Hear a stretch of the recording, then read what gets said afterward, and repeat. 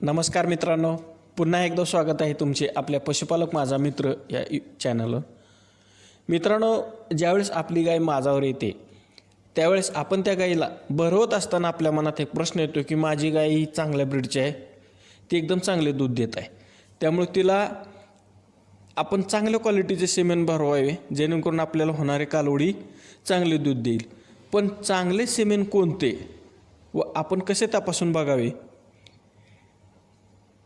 की हे सेमेन आपल्या गायीसाठी योग्य आहे, याची काही पशुपालकांना माहिती नसते. काही पशुपालक मित्र अभ्यासू आहेत त्यांना याची माहिती असते, पण काही पशुपालकांना याची माहिती नसते. त्यामुळे आजच्या व्हिडिओमध्ये आपली गाय माझावर आल्यावर तिला भरवण्यासाठी सेमेन सिलेक्शन करत असताना कोणत्या गोष्टी चेक कराव्या याची महत्त्वाची काही मुद्दे मी तुम्हाला सांगणार आहे. त्यापूर्वी आपण या चॅनलवर नवीन असाल तर पशुपालक माझा मित्र या चॅनलला सबस्क्राईब करा आणि ऑल या बटनावर क्लिक करा, म्हणजे इथून पुढचे जे नवीन व्हिडिओ येणार आहेत त्याचे नोटिफिकेशन तुम्हाला लगेच मिळून जाईल. सेमेन चॉईस करत असताना सुरुवातीची गोष्ट आपण चेक करावी ती की त्या बुलच्या आईच्या दुधाचे रेकॉर्ड किती आहे, म्हणजे त्या बुलच्या आईने पूर्ण एका वेतामध्ये किती दूध दिले आहे याची माहिती आपण तपासून बघावी. दुसरा मुद्दा म्हणजे आपण काय बघायचे तर त्या बुलच्या वडिलाच्या आईने किती दूध दिले आहे हे सुद्धा तपासणे गरजेचे आहे. म्हणजे आपण जो बुल चेक करत आहोत त्याच्या शायर मदर मिल्क रेकॉर्ड किती आहे हे बघणे आवश्यक असते. हे झाले दोन महत्त्वाचे मुद्दे. तिसरा मुद्द्याचा जर विचार केला तर त्या बुलच्या आईचे जे दूध आहे त्या दुधाला फॅट किती होता आणि त्या बुलच्या वडिलाच्या आईच्या दुधाला किती फॅट होतं, म्हणजे त्या बुलच्या आजीच्या दुधाला किती फॅट होता याची सुद्धा डिटेल आपण बघणे आवश्यक असते. आणि मी जे मुद्दे सांगत आहे त्या मुद्द्याची पूर्ण डिटेल इंटरनेटवर उपलब्ध असते. तुम्ही त्या बुलचे नाव टाकले की पूर्ण डिटेल तुम्हाला बघायला मिळते, त्यामुळे त्या ठिकाणी तुम्ही जाऊन या गोष्टी चेक कराव्या. सेमेन चॉईस करत असताना नुसते दुधाचे रेकॉर्ड बघून चालत नसते, त्याच्याबरोबर त्या दुधाला फॅट किती होता हे बघावे. कारण आपल्याला माहीतच आहे की डेअरीमध्ये फॅट चांगला असेल तर आपल्या गाईच्या दुधाला चांगला दर मिळतो, त्यामुळे फॅट रेकॉर्डसुद्धा बघणे गरजेचे आहे. मित्रांनो, सेमेन चॉईस करत असताना चौथी गोष्ट आपण बघावी ती म्हणजे त्या बुलचा रिझल्ट कशा प्रकारचा आहे. आता रिझल्ट म्हणजे तर त्या बुलच्या सेमेनपासून होणाऱ्या ज्या कालवडी आहेत त्या दूध चांगले देतात का हे तपासून बघावे. म्हणजे हिपर मिल्क रेकॉर्ड डाटा जर उपलब्ध असेल तर तो चेक करणे आवश्यक आहे. तुमच्या आसपास त्या सेमेनची कालवड दुधात असेल तर उत्तमच आहे, नसेल तर त्याचा डाटा कोठून मिळाला तर तो नक्कीच बघावा. तुम्ही म्हणाल की आता हे बुल जे आम्ही बघत आहोत त्या बुलच्या आईच्या दुधाचे रेकॉर्ड चांगला आहे, त्या बुलच्या आजीने सुद्धा दूध जास्त दिलेलं आहे, मग त्या सेमेनपासून होणारे कालवडसुद्धा ही दूध चांगले देईल असा आपल्याला वाटतं किंवा आपला समज असतो. पण कधीकधी बुलच्या आईने आजीने यांचे दुधाचे रेकॉर्ड चांगले असते, पण त्या बुलच्या सेमेनपासून होणारे कालवड दूध हे कमी देऊ शकते. त्यामुळे शक्यतो डॉटर प्रूव्हन बुलचे सेमेन आपण चॉईस करावे.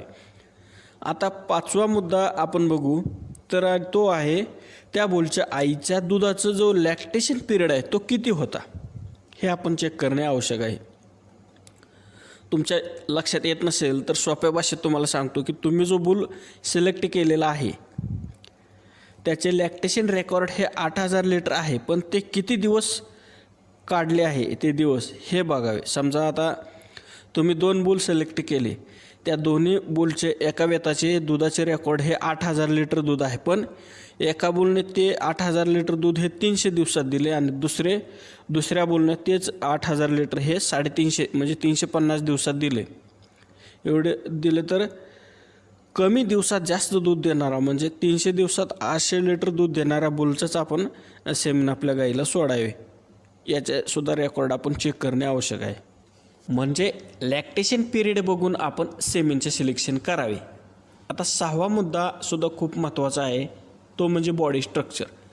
मित्रांनो, आपण सेमेन चॉईस करत असताना त्या बुलचे बॉडी स्ट्रक्चर कसे आहे हे बघावे. यामध्ये त्या बुलची उंची किती आहे, त्या बुलची जाडी किती आहे, त्या बुलचे हिप बोन्स कोणत्या साईजचे आहेत, त्याच्या पायाचा भाग मजबूत आहे का. काही बुलच्या पायाची उंची कमी असते पण ते मजबूत असतात. काही बुलच्या पायाची उंची जास्त असते पण त्यामध्ये हेवी वजन पेलण्याची ताकद नसते. तर या गोष्टीसुद्धा बघणे आवश्यक आहे.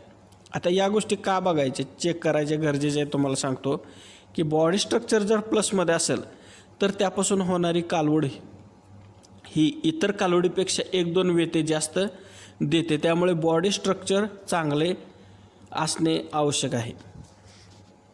पशुपालक मित्रांनो, सेमेन सिलेक्ट करताना त्या बुलच्या डाट्यामध्ये अनेक गोष्टी असतात. मी फक्त महत्त्वाचे पॉईंट तुम्हाला सांगितले आहेत. या पॉईंटवरूनच तुम्ही आपल्या गाईला सेमेन सिलेक्ट करू शकता. हे महत्त्वाचे मुद्दे पहिले बघायचेच आहेत. पण कधीकधी काय होते की टॉप क्वालिटीचे 2-3 बुल आपल्याला पसंत पडतात आणि मग या 3मधलं कोणत्या बुलचे सेमेन आपल्या गाईला वापरावे ह्याचा प्रश्न तुम्हाला पडतो. कुठलं सेमेन वापरावं हे काही कळत नाही. मग अशा वेळेस आपण काय करायचे की आपल्या गाईमध्ये कोणते गुण कमी आहेत याचा अभ्यास करावा आणि ते गुण कोणत्या बुलमध्ये जास्त आहेत त्याचे बुल म्हणजे त्या बुलचे सेमेन आपल्या गाईला द्यावे. आता कोणते गुण म्हटलं तर तुम्हाला समजण्यासाठी सांगतो की तुमच्या गाईला जर समजा सारखं मास्टायटिस होत असेल तर ज्या बुलचा सोमॅटिक सेल स्कोर कमी आहे त्या बुलचे सेमेन अशा गायींना द्यायचं आहे. आणि समजा तुमची गाय सारखं रिपीट होत असेल तर अशा गाईला काय कन्सप्शन रेट कुठल्या बुलच्या सेमेनचा जास्त आहे त्या बुलचे सेमेन त्या गाईला द्यावे. या प्रकारे आपण आपल्या गाईमध्ये कुठले गुण आहेत आणि कुठले गुण नाहीत यावरून सुद्धा सेमेन आपण चॉईस करू शकतो आणि करावे. पशुपालक मित्रांनो, ब्रीडिंगवर काम करणे सध्या काळाची गरज आहे आणि येणाऱ्या काळात तर काय होणार आहे की जो पशुपालक चांगल्या ब्रीडच्या गायी सांभाळतो तोच फायद्यात राहणार आहे आणि या दुग्ध व्यवसायात लॉंग टर्ममध्ये सर्वाईव्ह करणार आहे. त्यामुळे सेमेन सिलेक्शन करणे खूप आवश्यक असते, ते तुम्ही शिकले पाहिजे. त्यामुळे मला जेवढी माहिती आहे, मला जेवढा अनुभव आहे ते तुम्हाला सांगण्याचा प्रयत्न करत असतो. तो या व्हिडिओमार्फत मी तुम्हाला सांगितलेला आहे. तर हा व्हिडिओ तुम्हाला आवडला, या व्हिडिओमधील माहिती जर तुम्हाला आवडली तर व्हिडिओला लाईक नक्की करा आणि हा व्हिडिओ इतर आपल्या पशुपालक मित्रांना शेअर करा. भेटूया अशाच एका नवीन व्हिडिओमध्ये. तोपर्यंत धन्यवाद.